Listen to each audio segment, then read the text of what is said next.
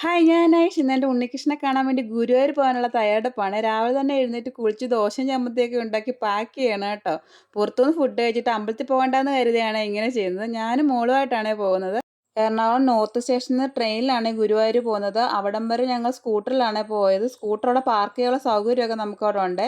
രാവിലെ ആയതുകൊണ്ട് വലിയ തിരക്കൊന്നും സ്റ്റേഷനിലില്ലായിരുന്നു കേട്ടോ. രാവിലെ 5 മണിക്കത്തെ ട്രെയിനാണ് ഞങ്ങൾ പോകുന്നത്. അതുകൊണ്ട് തന്നെ ട്രെയിനിൽ കയറുന്ന സമയത്ത് നല്ല ഇരുട്ടായിരുന്നു ട്രെയിനിനുള്ളിൽ. എല്ലാവരും നല്ല ഉറക്കത്തിലൊക്കെ ആയിരുന്നു കേട്ടോ. ഇതായി കാണുന്നത് കൊച്ചിൻ ഇൻ്റർനാഷണൽ എയർപോർട്ടാണ്. ഞങ്ങളെപ്പോഴും ഗുരുവായൂർ പോകുന്ന ട്രെയിനിൽ തന്നെയാണ്. രാവിലെ 5 മണിക്കും 6 മണിക്കും എറണാകുളത്ത് നിന്ന് നമുക്ക് ട്രെയിനുണ്ട് ഗുരുവായൂരേക്കും. എല്ലാ പ്രാവശ്യവും 6 മണിക്കത്തെ ട്രെയിനാണ് ഞങ്ങൾ പോകുന്നത്. ഈ പ്രാവശ്യം 5 മണിക്കത്തെ ട്രെയിനാക്കി. നേരത്തെ ഭഗവാനെ കണ്ടിട്ട് തിരിച്ച് വീട്ടിൽ വരാമെന്നുള്ള പ്ലാനിങ്ങിലായിരുന്നു അങ്ങനെ ചെയ്തത്. ഇനി 2 സ്റ്റോപ്പും കൂടെ ഉള്ളത് ഗുരുവായൂർ എത്താൻ. അതുകൊണ്ട് ഇത് ഫ്രഷായിട്ട് കൊണ്ടുപോയിട്ടുള്ള ദോശയും ചമ്മന്തിയും കഴിക്കാൻ തുടങ്ങിയേ. ഞാൻ അമ്പലങ്ങളിലൊക്കെ പോകുമ്പോൾ ഫുഡൊന്നും കഴിക്കാതാണ് തൊഴാൻ കയറാറ്. പക്ഷേ ഗുരുവായൂർ പോയാൽ ക്യൂവിൽ കയറി കഴിഞ്ഞാൽ എപ്പോഴാണ് പുറത്തിറങ്ങുന്നതെന്ന് അറിയാൻ പറ്റത്തില്ല. അതുകൊണ്ടാണ് ഫുഡ് കൊണ്ടുപോയത്. ഇത് തൃശ്ശൂർ റെയിൽവേ സ്റ്റേഷനാണ്. ഈ പാടമൊക്കെ കാണാൻ എന്ത് രസമാണെന്ന് അറിയുമ്പോൾ ഇത് ക്യാമറയിൽ കാണുന്നതിനൊക്കെ നല്ല രസമുണ്ടായിരുന്നു നേരിട്ട് കാണാൻ. ചെറിയ മഞ്ഞും കൂടെയൊക്കെ ഉള്ളതുകൊണ്ട്. അങ്ങനെ ഗുരുവായൂർ എത്തി കേട്ടോ. ഞങ്ങൾ ഇറങ്ങുന്ന ടൈമിൽ കുറച്ച് പൊടിമഴ ഉണ്ടായിരുന്നു കേട്ടോ. ഈ കാണുന്ന ആൾക്കാരൊക്കെ ട്രെയിനിലുണ്ടായിരുന്നതാണ്. ഗുരുവായൂർ ഇറങ്ങിയതാണ്. ഞങ്ങൾ രണ്ടുപേരും കൂടെ നടന്നാണ് അമ്പലത്തിലോട്ട് എത്തിയത്. അമ്പലത്തിൽ എത്തുമ്പോൾ നിറയെ മുല്ലപ്പൂ കച്ചവടക്കാരെ നമുക്ക് കാണാം. ഞാനും കുറച്ച് മുല്ലപ്പൂ മേടിച്ചേ. അതുമാത്രമല്ല ഭഗവാന് കൊടുക്കാനുള്ള കദളിപ്പഴവും താമരമൊട്ടും പട്ടും ഒക്കെ മേടിച്ചിട്ടുണ്ടായിരുന്നേ. തങ്കുടുതാ മുല്ലപ്പൂ ഒക്കെ ചൂടി ഭഗവാന്റെ അടുത്തോട്ട് പോയിക്കൊണ്ടിരിക്കുകയാണ്.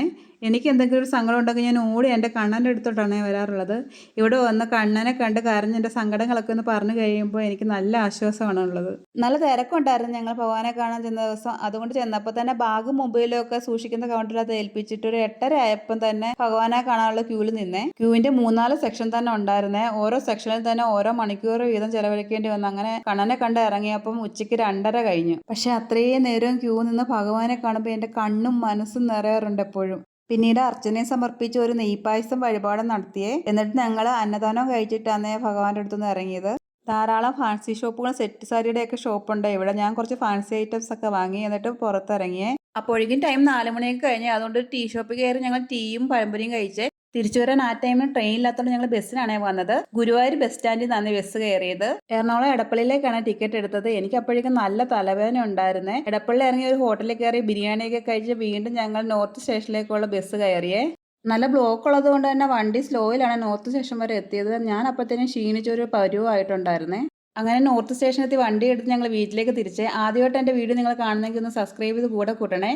അപ്പോൾ ഇന്നത്തെ വിശേഷങ്ങൾ ഇത്രയേ ഉള്ളൂ. Signing off ഐഷ്.